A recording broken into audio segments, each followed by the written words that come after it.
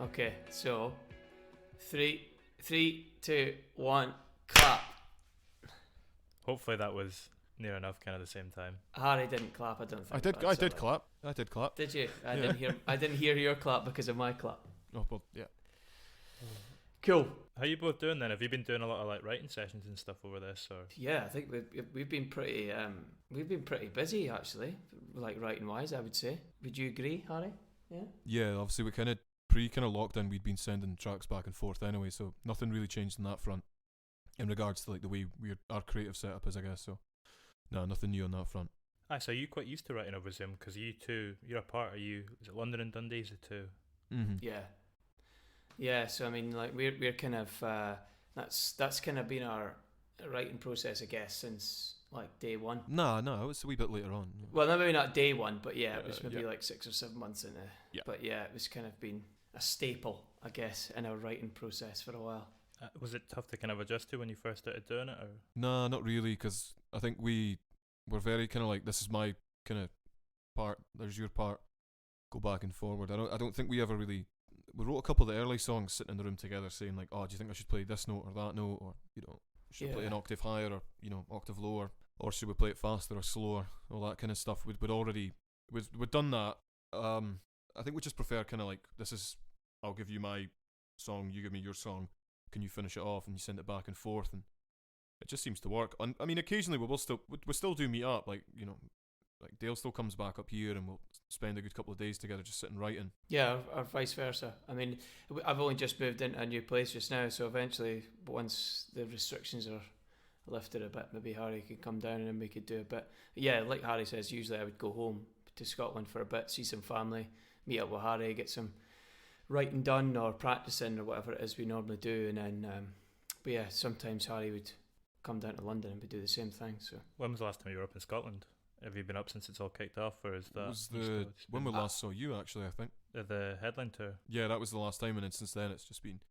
yeah, I think because it was March, wasn't it? It was March 25th, I think, when lockdown started. So we had recording sessions booked, I think, and then we had a Dundee show booked sometime in May, and we were lining up a Glasgow one, and then we were meant to be trying to get down to London in that around about that time. But yeah, it just all kind of went to, kind of fell apart. I mean, I was smiling there when you were saying those 3 dates, because thinking back to that, it's weird just how it wasn't even like a thing. Like it was although it was this year, it feels like a completely different world. Even like not even just it's crazy. At that time, there wasn't even a thought about. There was hardly anything in the news or anything, and just suddenly, all hell broke loose, and here we are. How did you guys cope over lockdown? Are you alright being on your own, being inside, or? Personally, for me, I've like, well, I know I could probably speak for Harry as well. I've been working pretty much through the whole lockdown. Life really for me hasn't changed an awful lot. I work in construction generally day to day, so it's like, I mean, we stopped maybe in fact, we never really stopped. I kind of started working from home for maybe 2-3 months, maybe not even that, and then I from March, April, May, June started going back to work again. So, and now I'm like full time, just as normal, going back to work. So yeah, it hasn't really changed me an awful lot, but it was great working from home for that period of time. Was great though. I was able to just sit through the odd meeting now and again. And well, if anybody from my work's listening, I was definitely doing work. Working from home, 100%, yeah. But yeah, I think I was getting like a new song I was getting a new song like almost every day. It was great. A new song every day. That's a pretty massive turnover. Well, I mean, more like an idea anyway. So I think Dale's kind of sends a lot of these songs that are maybe about 50, kind of 60-70% finished, and it's a case of just fleshing them out structure wise, and then put in trying to find like lyrics on them, and then just you've kind of got to work from there. Like we've got like a whole folder full of them of like demos that are not finished that we're trying to get done. Ideally through lockdown, so when whenever this is over, it's just crack on, get them done. Yeah. When was the EP that just came out? When was that written? Is that something you've had in the bank for a while? Yeah, I mean, we started writing. We went to Liverpool actually to record the first 2 tracks. That was January 2000 and was it 19? Yeah, it was very early January I think some of the songs had been written in late 2018. I think we'd started playing ad-lib, like as it was a different version. Yeah.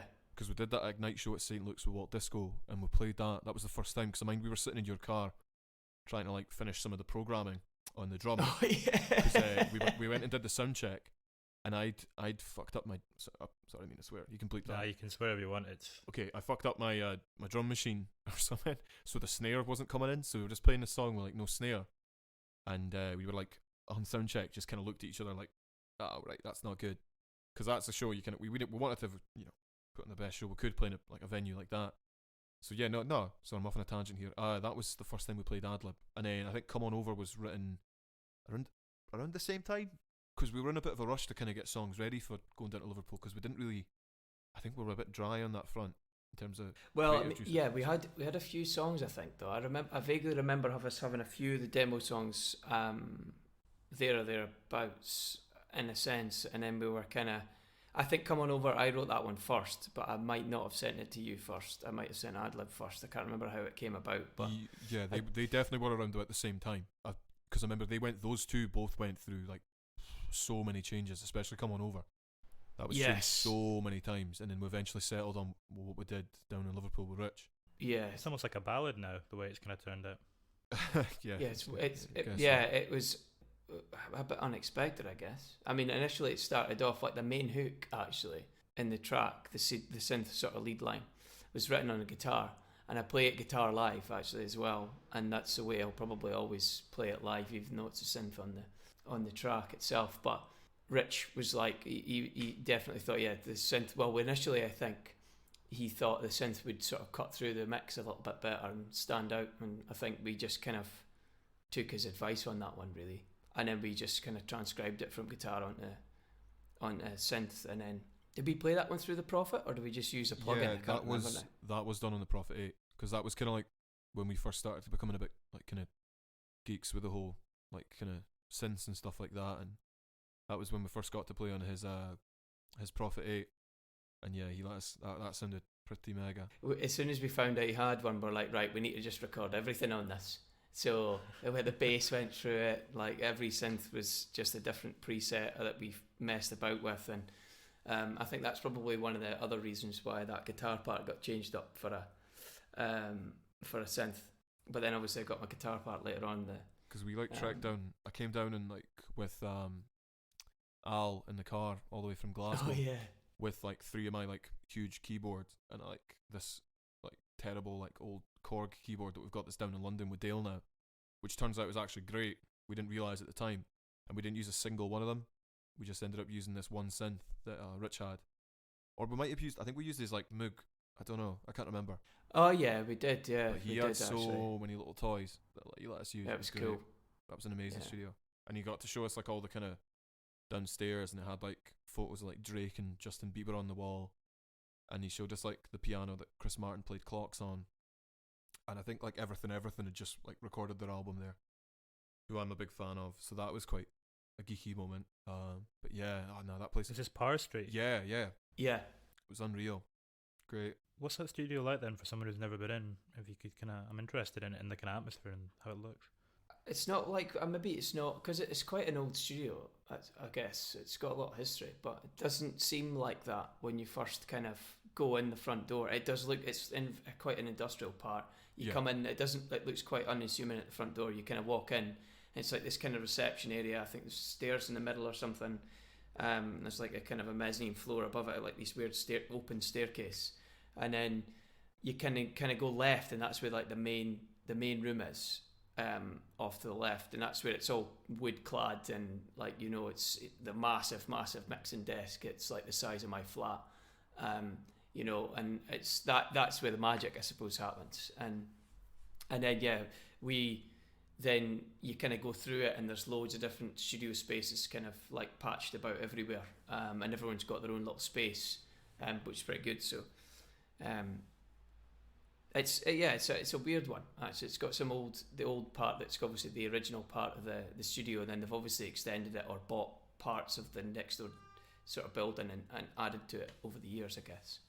Yeah, just kind of kept expanding it and kind of building outward. Yeah, Yeah. So what tracks were done there? Because it was various tracks were done with various producers, right? You kind of work with a few different people on it. Yeah. Well, the first two that we recorded, which were the two we did at Liverpool, which were Come On Over and Adlib. And then obviously we originally released Adlib later on that year. Those two were recorded first, and I suppose they were actually the first demos that we had. Anyway, and to be honest, I don't think, correct me if I'm wrong, Harry, but I don't even think that at that point when we recorded those two tracks, I don't think any of the other tracks were written at that point. I think I had you wrong when it was originally called like Waiting on a Mate was done. Oh, yeah. I still remember that kind of bass line from the verse was there, and Yeah. that was done. And I think maybe like, I think You Don't Have To was probably in its early stages, because we went and did that with Kieran in the summer. Yeah, no, like I think if anything, like when we were down at Parr Street Studios, we were kind of like creatively kind of like drained. I think I don't think we really had, which kind of sounds kind of, because now I think we're, you know, kind of churning them out, but at that point we didn't really have any other songs. It was just like these are the two we've got. This is all we've got. Let's go and record them. And we just happened to be working with like, you know, somewhat a really high end producer like Rich. Yeah. Which was just kind of bizarre looking back on, but yeah, at the time of recording them, it was just like we were just literally record a song, put it out, record a song, put it out. There was no like record, you know, 4 or 5 songs and then let's have a plan for how we put them out. It was just record them, put it out, and then see what happens. At the time of doing that, because this like the like history of this kind of like EP is so like over the course of 1 year. It's at the time of recording them, even the time of recording like on You Don't Have To, we didn't have any idea of putting that on an EP. It was just record it, put it out at some point. Yeah, you used the phrase creatively drained there. Why do you think that was, kind of when you were going into those sessions, when you just had those two songs? Why was that? I think the reason for that was because we were still kind of like trying to get used to it. We were still trying to learn how to play live, and we devoted quite a bit of time towards, you know, learning how to put a proper show on. And we'd been playing quite a lot of shows, so you're meeting up, trying to practice, you know, put on a certain standard of a show, and there was never really any time to sit down and write. So I think our focus was on that, and I think now that we're pretty confident in how to put a show on, it's just all focus on, you know, writing music, I guess. Yeah, that's exactly how I would remember it as well. Tail end of 2018, at the start of the year we recorded the 4 songs with Scotty, and that was done quite quickly. Yeah. And Dale had been sitting on those 4 songs for quite a while, at least, you know, kind of under, you know, the kind of the spines of the song, if that makes sense, like, you know, the kind of heavy lifting part. So in terms of actually, like, you know, recording them, it's kind of the easy part. Like, we did that at the start of the year, and then went out and played them for the rest of the year, and we were like trying to learn how to play live, so we were kind of drained from that because it was quite intense around then. We got to a stage, like we got to like somewhere really quite quickly, like we hit the first glass ceiling, I suppose, if you want to call it, like really quickly. I think we got to play Expo North in the first year. We got to play the festival in Inverness. What's it called? Sorry, I can't remember. Belladrum. Yeah, played Belladrum, like the Seedling stage or whatever it was, and like we're playing show after show. And I remember like pretty much all my annual leave for that year was taken up from, because I had to take a couple of days before every show so that we could actually spend a bit of time. Because obviously at that point I was just sort of moving to London at that point as well, so that whole year was just a bit of a nightmare. So creatively we hadn't really sort of figured out this back and forth, sending each other stems things. To be honest, we hadn't even, until we started playing live, we were using GarageBand prior to any live show, and even for the first few shows we were using GarageBand to kind of play the track live, because we weren't really sure how to then translate a studio session into a live session. So it was like a massive learning curve from day one, and I mean it still is, I guess. It still is to some degree. Yeah, I mean, how do you do that? How do you translate a studio session into a live one? How does that process work, and how do you go about doing so? So you still kind of retain it, but you still make it. I remember you telling me you kind of want to make it a little bit different live, don't you? Yeah. I mean, well, initially, funny story. The only reason why the first few tracks, the only reason why we took that stance initially was because we couldn't replicate it live. So, like physically, we just didn't know how to do it. Like we didn't have the knowledge of any of the DAWs or anything.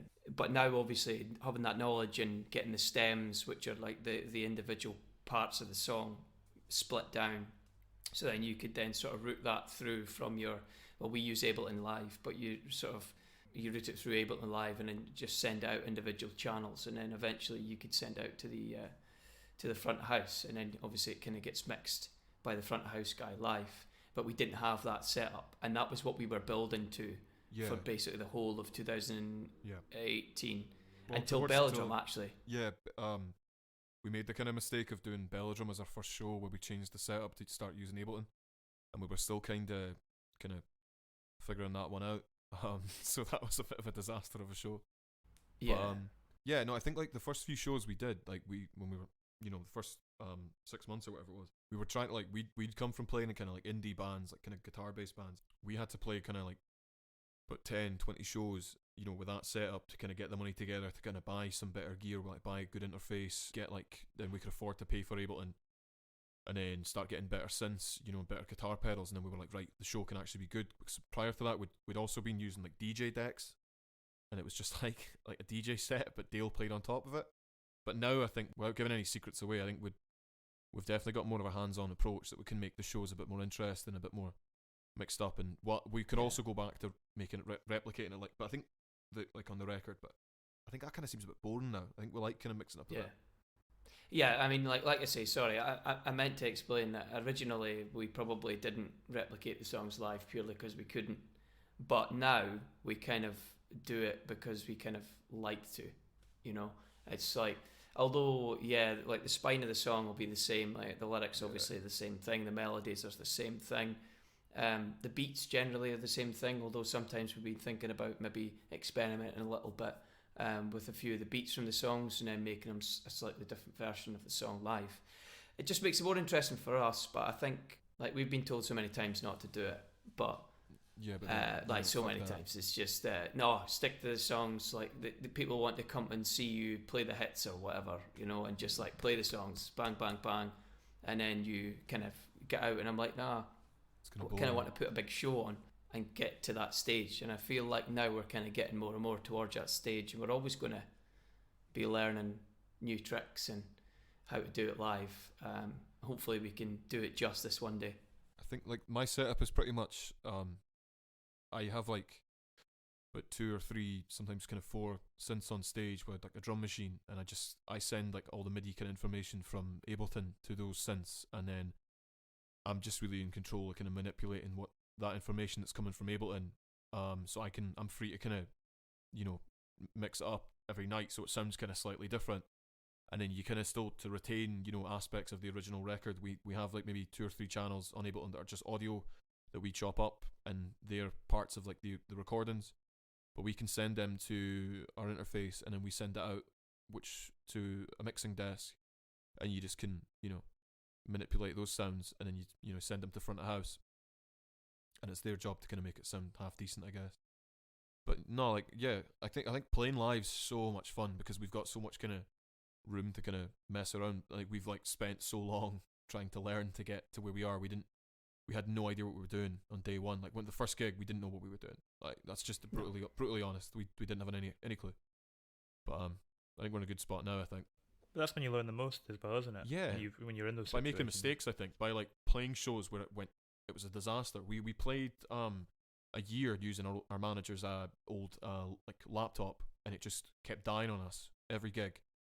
And then we were like had to figure out how to stop it from, because you're operating on a shoestring budget.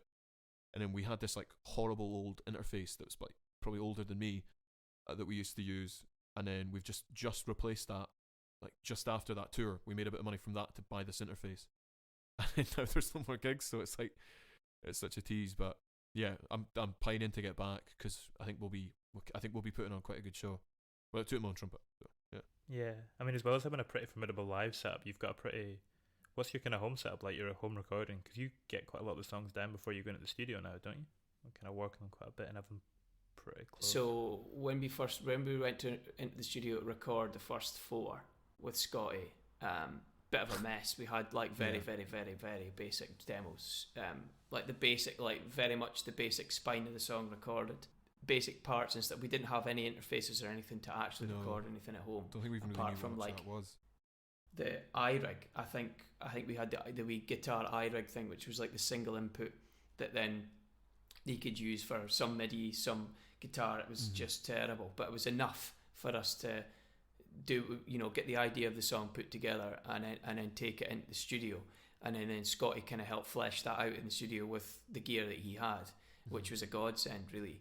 We didn't have any production skills whatsoever, very naive. We were like, kind of like, oh, we want this kind of sound, like kind of shh, or whatever. And he's like, oh, cool. And then he would kind of have his bit of a spin on it as well. And then, like, before you know it, you had the songs were like fleshed out. It was just completely night and day.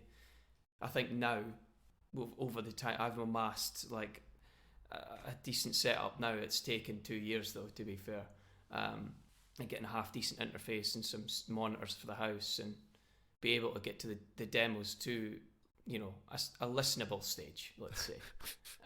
Like you could listen to them, and I'm not 100% sure if I'd release them, but as they are. But I think it's enough to take into a studio and show a producer, and like that's like, this is my idea in my head. Because sometimes when you're in a guitar band, if you had a song you wrote and it's like, in my head it sounds like this, but then you go into a studio, work with someone, and it's not their fault, but they produce it, and then you've got the finished product, and you're like, oh man, this is not what I wanted it to sound like.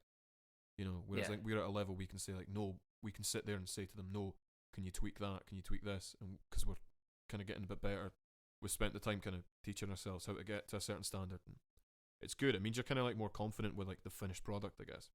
Like Rich was our first experience of, like, obviously he's done so many bands. He's worked with Blossoms and the Coral and everything, and Clean Cut Kid or whatever, but so he's had like a lot of experience, obviously. So as soon as we sent him the first 2 demos for coming over on Adlib, he was like, cool, can hear something in that. You need to work on them a little bit more. I need to hear more of what you want to achieve with the song before I can really take it on. But he's like, I really, really like the core ideas of the songs. And he said he really digged them at the time, which is the reason why he agreed to produce them in the first place, which is quite fortunate. So he come back with like a few notes and was like, maybe you need to add a little bit more here, and be like, look, you need to kind of think about this a little bit more. And then we had to then go backwards and forwards. Harry did a bit, I did a bit. And bearing in mind we had no real, at this point, we still didn't really know how to use the like Logic or anything at this point. We were just fiddling about, but we got them up to a decent enough standard where if you compared the demo versions to the final versions, obviously completely night and day. Like you couldn't really, but you could hear, you could see it. It was where the parts. It's like, you can listen to it and say like, that's definitely that song.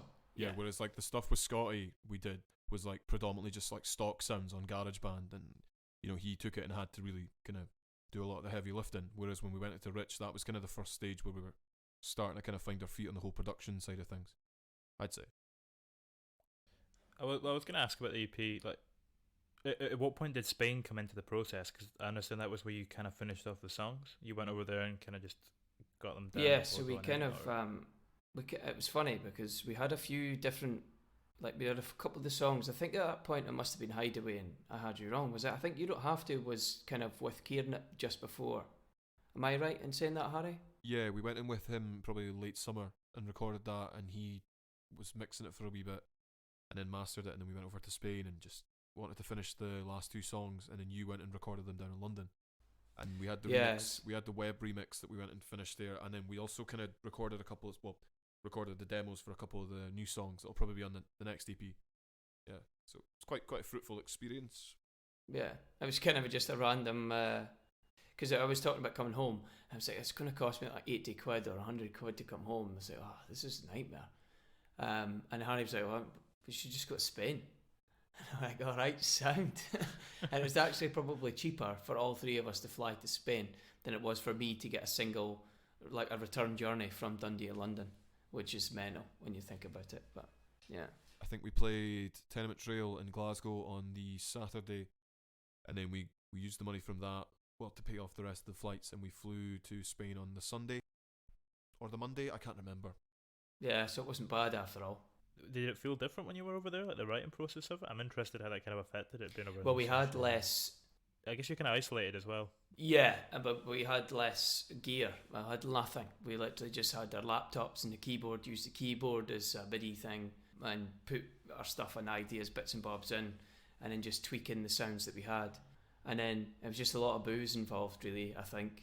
And then Ben got an earache as well, which helped. Because you bring your photographer as well. Yeah, so Ben was like, it was one of those ones we just asked him on the off chance, like, we're heading across, you fancy just coming over? And he was like, yeah, too right. So we just, a few weeks later or whatever, here we are, just like hopping on a plane to Alicante, and then that's when we decided, well, Ben's here, why don't we make the most of it, and we'll just get and just have everything for the EP kind of all kind of centered around this kind of sunny kind of wish-wash background, and that's kind of where all the visual element came from it then as well. We recorded a couple of videos through there, and yeah, that's kind of where it all came about. I mean, I think it helps to separate you as well, being in that environment, because I don't think I've ever seen another Scottish band at this level, at least, kind of get press shots done with palm trees and stuff.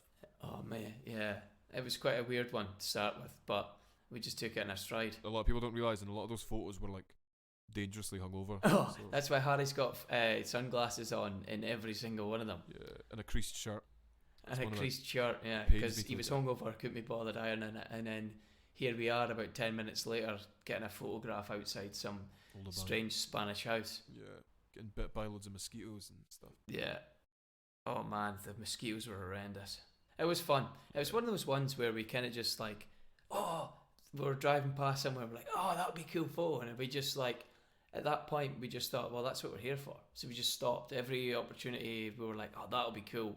We just stopped at it, and then even if it wasn't cool, it was like, well, we just did it anyway. Mm-hmm. So we've got loads of stuff that's just piled up from that trip, and it was just a great trip in general. And big thanks to Big Harry. It's my dad's name. Yeah. So I think we'll probably go out again. I think probably going when we probably get to the crunch period for the next EP or whatever's planned next. Maybe just go out and chill out there, because they're in the middle of nowhere, so it's a wee kind of little town in the kind of middle of the desert kind of area. Well, it looks like the desert anyway, but yeah. So hopefully we'll probably go out again. And it's good fun. It was good laugh. A lot of those photos were in ruins and stuff, wasn't it? Kind of old, broken down buildings. Yeah, we went up to a town kind of remote. Yeah, we went up to this cool old town called I think it was Monavar, which is just all kind of old ruins, and it looked just so cool. And there's lots of cool wee streets. So Ben was in his element. Yeah, we just got totally inspired by it. I know it sounds kind of pretentious, but it was quite inspiring for a lot of stuff, and it was definitely even on the remix for Web and stuff, you kind of got that. I don't know. You just got into the groove. I think it's good. The wine helped. How did you first get involved with that and the Web remix? Because you kind of know each other roughly, or? I honestly cannot remember. I think I really, really don't remember. I think it might have been an email. It might have been. Oh no! Did we not see him at Tenement? That was it not at the Tenement Trail? Was it Van Winkle's? Yeah. I think it was at the Tenement Trail, literally just before we went off. He was just I think that'd be pretty cool. I think we'd maybe chatted about it. So there might have been an email from way back, and we hadn't really followed him up on it or anything. And then when we caught up with him at the Tenement Trail, he was like, oh yeah man, that'd be so cool. And then next minute we've got the stems in our inbox, and then we fly out to Spain, and next minute we're actually working on it, a few days later. So from that point of view, it all came quite quickly. It came together. What makes a good remix for yourselves? What would you class as a good one? Because you've done remixes and you've also had yourself remixed, haven't you? Yeah. I don't know, Dale, what makes a good remix? It's hard to say. I don't know, because it's kind of I suppose we just view it as writing another song. I don't know if from our point of view, I don't know if at least certainly in my mind anyway, it's kind of just writing a brand new song, but you've got some sounds already there that you can mess about with and use and take elements of and stuff like that, which is quite nice. I know some people, I suppose, use it, just stick a 4/4 drum beat on it, and then there we go. It's there's a banging remix. Yeah, for me, it's probably, I don't know what I would say classes as a good remix, but certainly we just kind of look for. I think it's trying to build upon the original and trying to just take it down a different route, but it's kind of still keeping an essence of the original. I think especially for me and Dale, whenever we've done remixes, it's kind of trying to get little ideas that maybe wouldn't quite fit for a beta wave song, getting out of your system maybe on a remix. That can be quite fun, because you might have a cool hook or a cool riff or a cool beat that just doesn't quite work, one of our songs. I mean, but then it's different because we did the Dev Green remix, and I spent a bit of time like the bass line in that. I love that song, and I chopped it up and really kind of spent a bit of time doing that, and that was trying to like take that song but kind of make it kind of like a bit more, just more of a kind of like a twist on the song as such, more than a total remix. So it was like the same structure, just a bit faster, kind of, and then it was like a different mix. I like things that weren't as high in the mix in the original, I turned up. Certain things in the mix I maybe wasn't too into, I turned down, and I kind of made the bass super kind of the focus of the song. So that was kind of fun doing that. And then there's maybe songs like the Man and Moon one that was just a complete reimagination. The Web ones, just using minimal aspects of that song, sampling them and then putting them onto a different beat. But it's about trying to have like kind of level of discipline sometimes, because you don't want to go over the top, and go too long. Or predominantly our songs kind of take more of a pop kind of approach, pop format, whereas with that you want to kind of think about it being like played on a dance floor in a nightclub. So it's like just trying to get in a different headspace, which is quite fun, I think, anyway. It's challenging not to make it a Beta Wave song though. Aye, yeah, you still want to put like the kind of the glittery twinkly pops. Yeah, you're still like really tempted to add like that hook here or whatever, and you're like, fuck, no, you can't do that. No, control yourself. Yeah. Does that ever go on to inspire your stuff though? Because I mean, the EP that you guys just put out, it's kind of going a little bit of a dancey direction with some of the stuff. Wee bit, yeah. I mean, for that stuff, well, actually, to be fair, yeah, especially I Had You Wrong, that was like a bit of a jam, kind of dancey jam, I guess. But yeah, because 3 of the songs, I suppose, were finished or thereabouts before we went. It was only the last 2, which I suppose are probably, I guess you're right, they're more dancier songs. So yeah, you're probably right. It probably inadvertently sort of influenced us, I guess, for those 2 tracks. In terms of like the remix stuff bleeding into like our own original music, I was working on one of the Man and Moon remixes that I ended up accidentally deleting, and then had to work on a different song. But the first song I worked on has these kind of like distorted kind of hi-hats that kind of run out throughout the whole song, and I ended up taking that idea and putting that into You Don't Have To, because Dale already had these kind of hi-hats playing off each other, and I thought I'd just add another one in there. So it's just like, yeah, like certain things like that, just like wee things that you just don't even realise you're doing. But yeah, they all just kind of bleed into one in some sense, yeah. I mean, I wanted to ask about I Had You Wrong as well, because that's a song I remember the first time I listened to it when you sent it over. It started off and you thought you knew where it was going, and then suddenly halfway through it transcends into this massive kind of instrumental dance thing. At what point did that idea kind of enter the process, and where did that come from, and how did it develop into that? Well, that was just completely random. We had the song was more like the start of the song is what we kind of had as the demo, and it just was a fairly standard it was just a very standard sort of hook, verse, chorus, verse, kind of chorus to end it. And then when I was working down in the studio with Hugo, which is the guy Hugo that we work with down here, and I was in the studio with him that day, and I've just got really bored listening to the song, and because obviously when you're recording it you just listen to it over and over and over again. I just got really bored with it, and then I was like, just continue playing the beat and nothing else, just the beat, and then I just come up with that bass line at the end, and then before you know it, it was just like it turned into a completely different song. And then originally we tried to then go back into the chorus at the end, but because we changed the key, it just didn't work. We couldn't go back into it. So like, you know what, mate, I'm fine. I will just carry on in this direction. And then it just went into what it did, I guess. It was just fairly spontaneous. Come together in like 3 or 4 hours. Man, that's quick.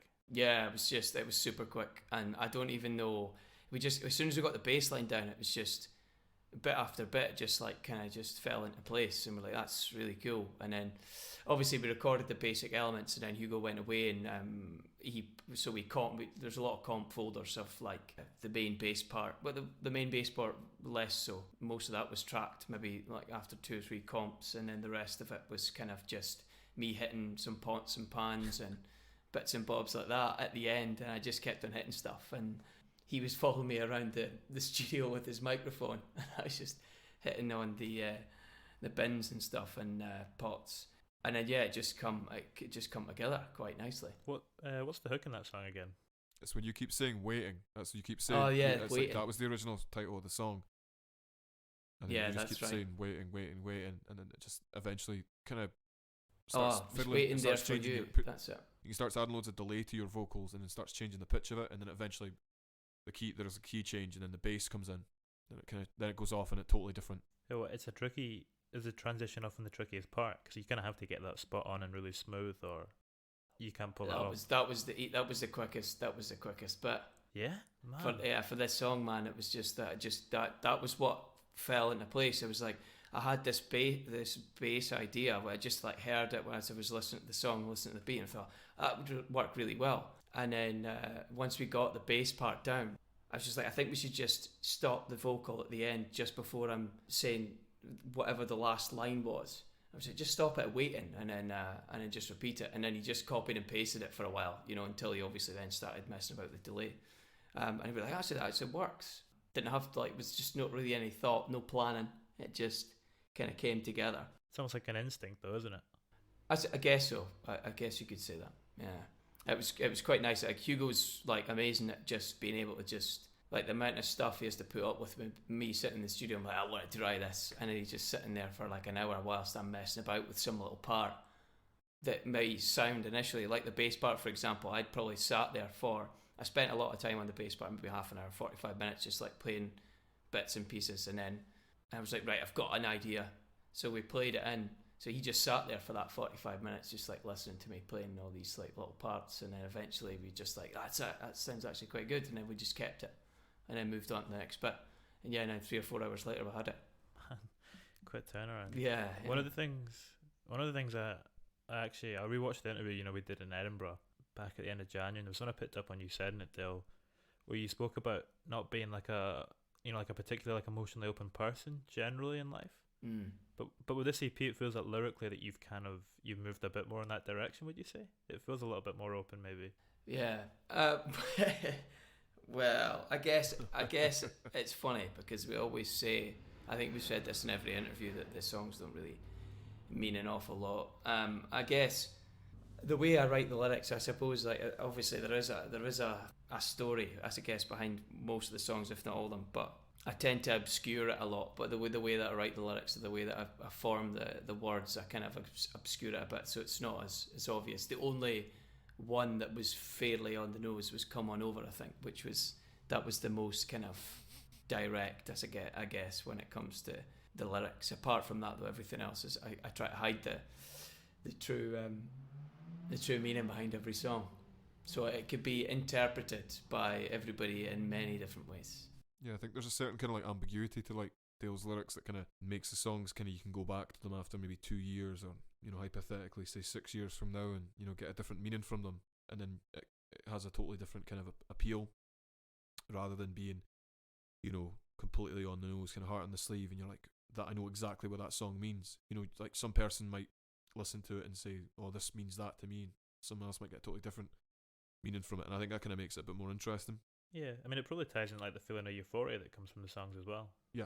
That kind of shiny type of, it kind of translates into the lyrics as well. Yeah. I mean, a lot of the songs I write probably on my own, so that's probably where a lot of the you'll notice I probably say I probably use the word alone or variations of that word in pretty much every fucking song I write, I think, because I'm always alone when I'm writing them, so that's just the way it kind of comes across. Yeah, I don't touch you when it comes to the lyrics. I just leave you to do your own thing on that front. I mean, of course you would tell me if they were terrible, but I mean, I'm hoping so far. I kind of enjoy them all so far. Come On Over is very heart on the sleeve, but it's still good though. Yeah, thanks. I still dig it. Yeah, it's still good, man. I still love it. People seem to like it. It's all good. Yeah, it's funny how you were saying that that's the most open one, but then you kind of hide it in the EP. It's the one that you kind of put out packaged, surrounded by another 4 tracks. Yeah, I know. I don't know. There was no real intention for that, really. Yeah, that was never thought out. Yeah, we never really in terms of the release plan. We didn't really have, I suppose, a proper. It's just making it up as we were going along. It was right, what song should we release now? How was the last one received? What should the next one be? Because we had all these songs sitting there ready to go out, and we didn't release the EP in a conventional way. Yeah, no, it was just, I mean, Come On Over probably could have been the first single we released. It could ended up being the last, but no, there was never any kind of thought process in that. It was probably the most poppy one of the lot, so maybe probably releasing it first probably would have, I don't know. Yeah, who knows? Hindsight's a beautiful thing. Yeah, well, I mean, yeah, and I know Harry says there wasn't really any thought. I mean, we did have a bit of thought in how we released it in terms of like the overall plan. There wasn't a defined reason why we didn't release it first. There was just, we just thought when we looked over the tracks, we were kind of like, well, Hideaway it was a bit kind of upbeat, it was a bit happy and go lucky, and we hadn't released a song for a while, a good couple of months or so we thought that's quite a good one to open with. Yeah. And then we wanted to try our luck a little bit with I Had You Wrong, because it was like, what, 6 minutes or whatever it is now. I don't even know how long it is now. And we thought we'd just try our luck and see how that goes. And that seemed to have done quite well as well. So we were like pleasantly surprised.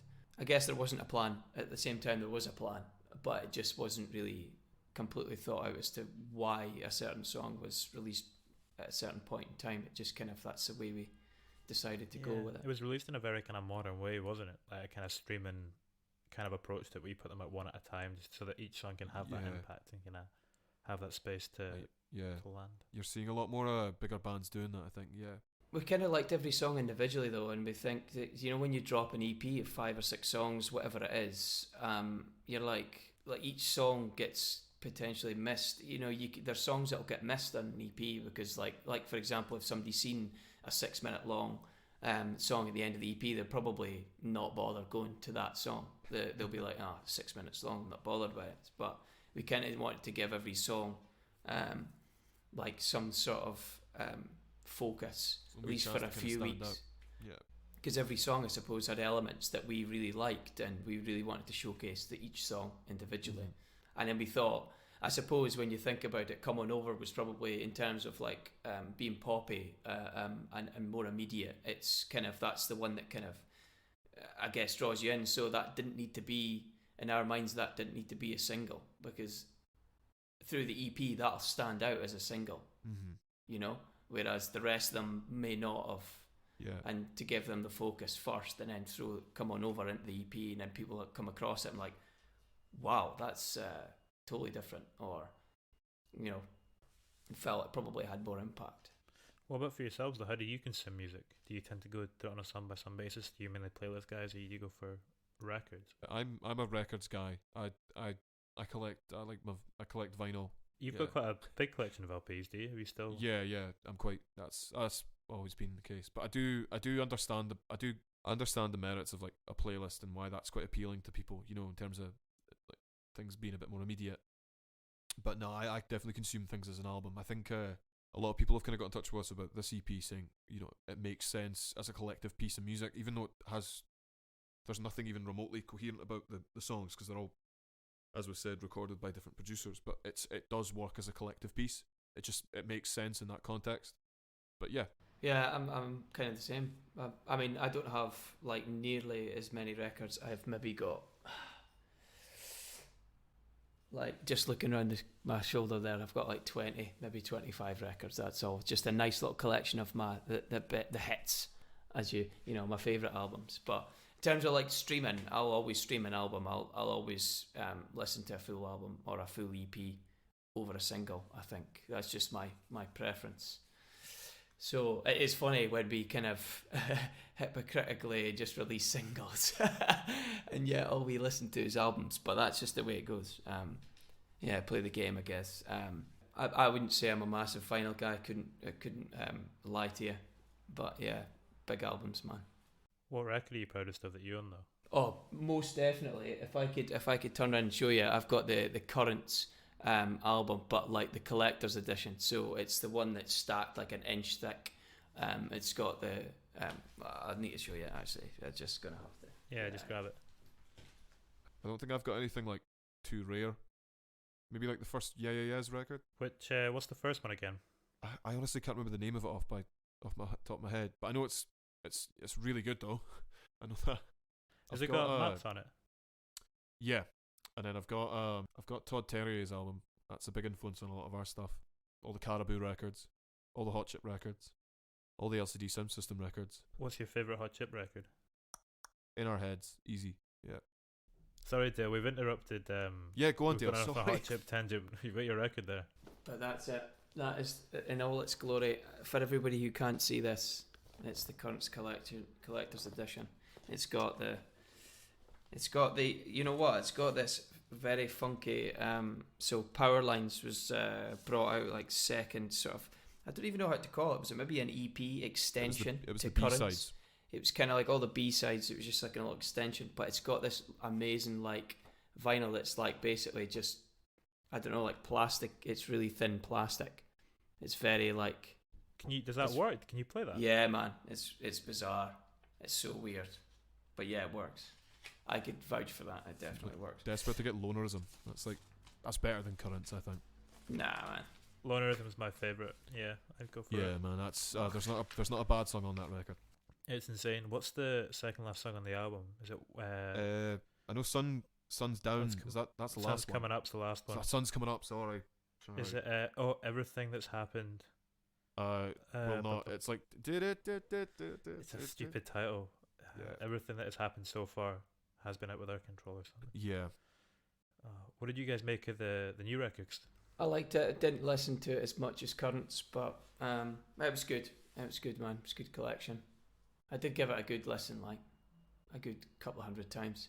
I've enjoyed his more like recent output in terms of production, like his like I can't pronounce his name. It's like the song's called Baby. The album, sorry, it's like Theopolis London. Oh yeah, that was really good. The 2 tracks he did with him was really good. And then he did the stuff with Lady Gaga, and then the Pond records are great. So I've not checked. I'll need to check that. I didn't know there was a new Pond record out. Oh, it's so good. Because that's his band. That's his band, isn't it? Yeah, they all play in Pond. And the guy, we're listening to Cameron Avery's solo record as well. I have not. Dale has though. Dale's very good. Very good. Yeah. It's kind of like a little bit like Last Shadow Puppetsy, isn't it? But yeah. Well, I think that's what. Well, what did Cameron Avery not play with Arctic Monkeys? Yeah. With Arctic Monkeys or with Last Shadow Puppets or something? Bass too. Yeah. Is that the bassist? He did keys for AM in the last tour, didn't he? Yeah. Little percussion bits and bobs. But yeah, the last Pond record was like 10 times better than the last Tame Impala record, I thought. We saw them in Barcelona at the Adidas stage at Primavera, and it was immense. Yeah, they're amazing. Like live band is unreal. I was dangerously hungover at that, and then Tame Impala played at like 2 a.m. on the main stage, and like the sound was terrible, and it was just because like their stuff's kind of Currents kind of era stuff's really kind of chilled out. So what being dead quiet, it was just a bit flat. I don't know. I seen them all on that same tour at Gunnersby Park in London, and it was phenomenal. Best show I've ever been to in my life. Light show was amazing. The sound was just spot on, man. It was so loud. So it was like the opposite to what Harry probably experienced. But like those speakers behind you, in front of you, at the side of you, it was just like you were just surrounded at. It was awesome. Felt the bass like just coming shuddering through you. It was good. Speaking there about kind of our thoughts on that new Tame Impala record, I kind of agree with you using that. I did enjoy it, but I don't think it's up there with the kind of previous ones for me. No. Do you think you can get too absorbed in an album? How do you know when to stop, or just in music in general, rather, and not push it too far and not overwork it? I think it's like being open to kind of collaborate. I think I'll never ever write anything that even compares to what he's capable of, but I think maybe taking like 5 years to bring a record out probably doesn't help. I think we're really good at getting people to kind of have a second opinion. Like we've got a lot of friends that we trust that will send stuff to. Obviously, we've never done an album, but we've done music, and like you spend too long on it. It's like trying to like get a second opinion is quite handy, I think. You can't spend if you don't get that sort of outside help. You can spend. Well, I even like in between me and Harry, like if I spend like a lot of time on a single demo before sending it to Harry, I could be going down like a completely like a weird tangent and come out with this demo that's like I've worked on it that much. I'm like, yes, I'm like totally blindsided by how terrible it is, and then I send it to him. He's like, oh, yeah, that's all right, man. And then we don't ever like listen to it again. It's knowing when to just kind of be like, right, okay, I'm at a good place, fire it off to get another pair of ears on it, and then fire it back, and it's getting that perspective. I guess it definitely helps, but you never know when it's finished. your ears kind of tend to go like kind of numb when you've spent too long on a song. You know, you just kind of, you become kind of like deaf to kind of like what's good and what's not. So sometimes it's just good. Like, I think we've both been in situations where we've wrote a song, come away from it, went back to it the following night, sat down and listened to it and said, oh my God, that sounds terrible. Or, you know, that's not what it sounded like to me last night. Or sometimes you'll go back to someone that sounded not so great, but you listen back to it, like, you know, that was actually pretty good. It's just about kind of knowing your limitations, you know, and being open to kind of help. Like, I've got like 3 or 4 people I know in other bands that I'll send demos to and say, like, you know, what do you think? What do you think I should do? Where should I go with this? You know, just to kind of get people you trust, like, their opinion. And it's good that me and Dale obviously work kind of, although we work together, like in terms of writing, we do work apart, so you can bounce stuff back and forth, you know. Yeah, you get that independent second pair of ears rather than, you know, if you're in the same room, sometimes you could play a demo in the same room and then everyone's a little bit kind of like too jaded, awkward to say, well, too awkward to say anything. It's kind of like, oh, should I really, you know, it's that kind of awkward part, I guess. I mean, maybe me and Harry are probably not in that position, but I'd like to think we'd be able to tell each other, even in the same room, if it was crap or not. But yeah, I suppose in some situations you do kind of like having that space between us, sending it, you know, 400 miles back really helps from that point of view. Like, you really could get your own sort of spin on the other person's idea, which is quite good. At what point did you were saying that you know, you're really honest with each other. At what point did you kind of achieve that level of honesty, and at what point did that start and you reached quite early on, I'd say. It's almost day one, even, to be honest. I mean, because we're both kind of, I think we're both grown men. I don't think we're really. There's no egos when it comes to that thing. It's like, if it's just whatever's good. If it sounds terrible, it sounds terrible, regardless of who's done it. That's never really been an issue. I never even really thought about it, to be honest. It's just nope. Well, I was going to ask, what was the first show you guys went to together? Was it Jaguar Ma at the Liquid Rooms, or was it LCD at the bar? Jaguar Ma, I think, was before LCD. Jaguar Ma they were touring in 2016, were they not?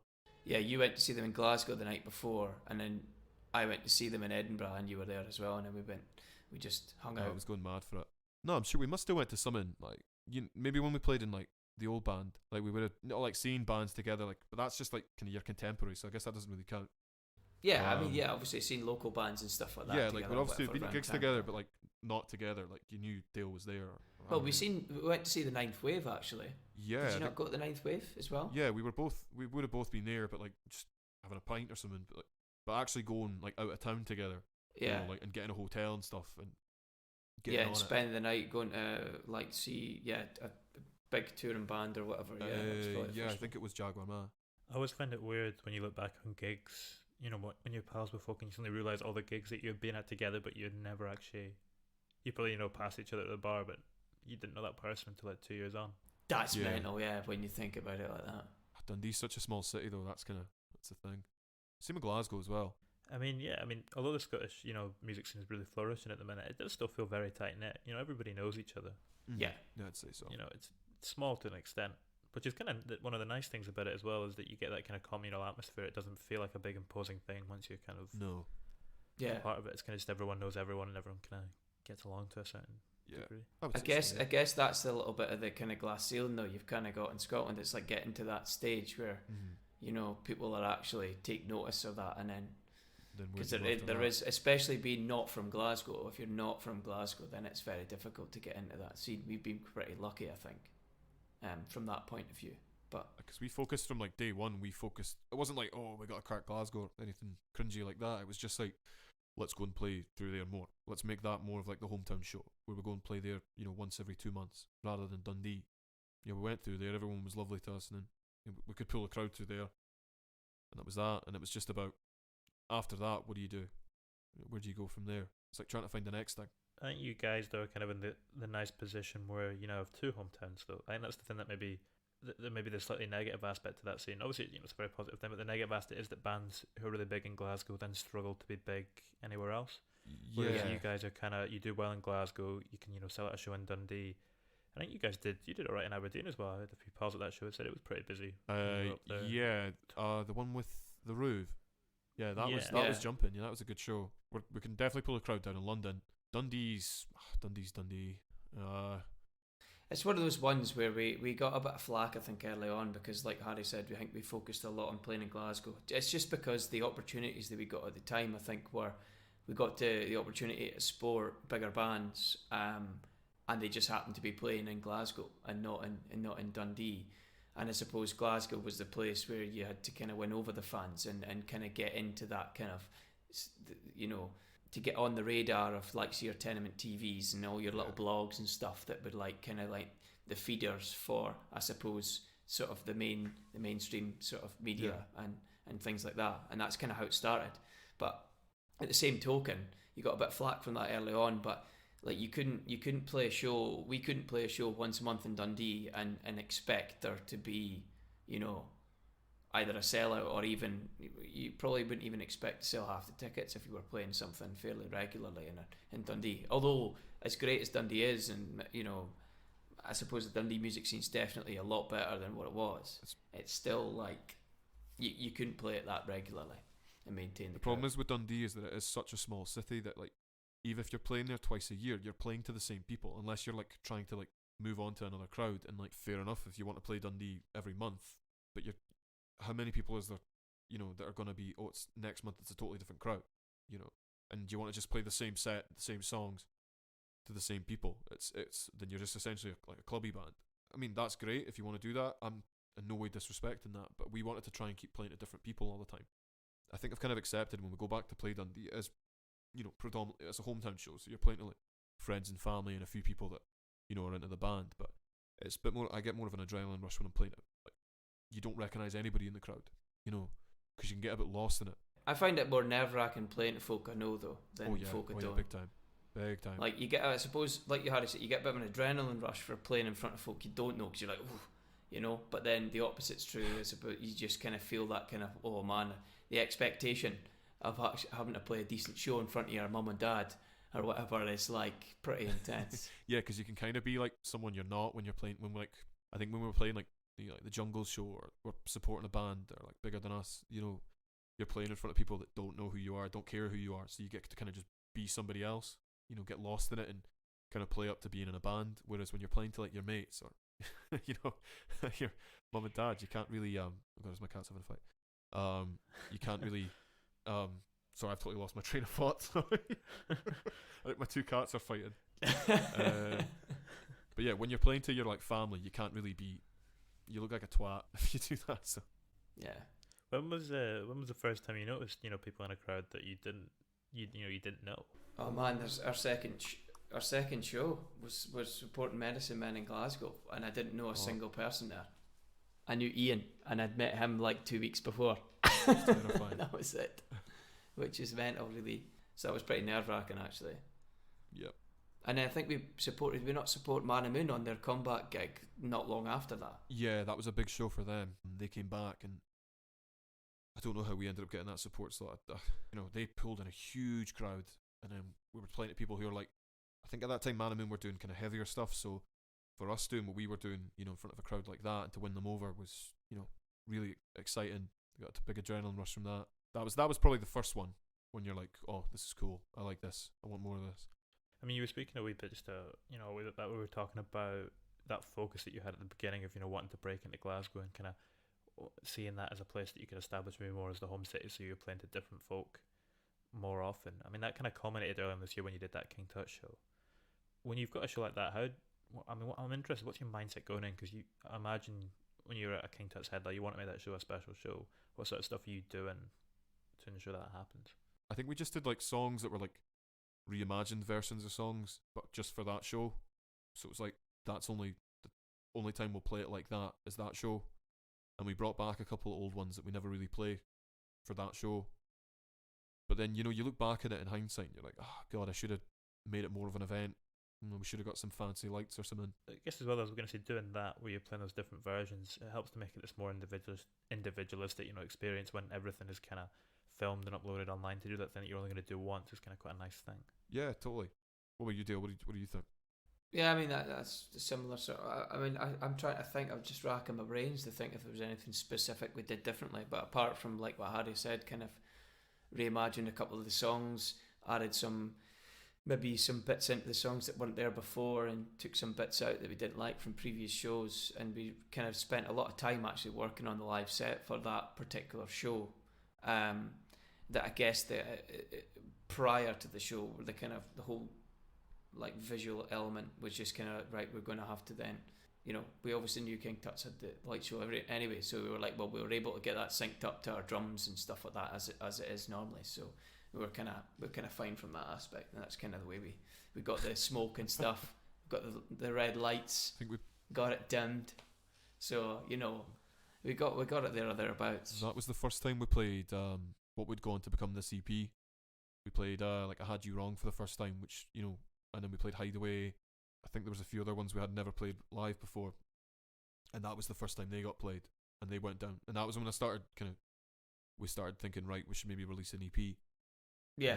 Yeah. It was actually, it was kind of just before we had the tracks, and we were kind of labeling it as an EP, but never actually really had much of an intention of actually releasing it as an EP, until I suppose that night when we thought, actually, people are actually digging these new songs, probably more so than the previous ones. They're a little bit more upbeat, a little bit dancier, and we thought, you know what, actually, let's just release them all and see how we get on, and yeah, here we are.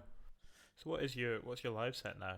Because I mean, when you look at all the stuff you've got out, you've got quite a plentiful kind of back catalogue accumulating. How do you play everything? I mean, we've got everything like set up to play to a degree. There, yeah. I don't know how we pick the tracks now. I think it's just whatever we're digging at the time. If we're put into a particular track or whatever, or if Harry's like, it's usually like, I just want to get this clear. It's like 90% of the reworks live is definitely Harry, and he'll come back to me and be like, oh, I've tried this version of like this song. I'm like, oh, cool, let's hear it. And I was like, actually, that's pretty cool. Let's just play that this time.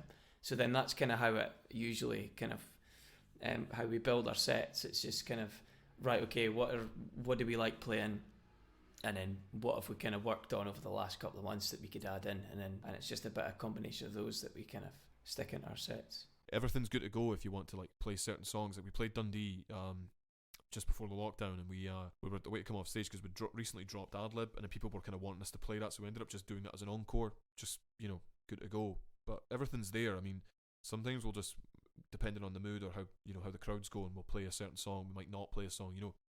If you're playing to like barely anyone on the dance floor, sometimes it's kind of like, maybe we shouldn't play this total banger. It might be a bit ridiculous. But yeah, no, it's good. It's like totally up for improvisation, I guess. Yeah, it's good.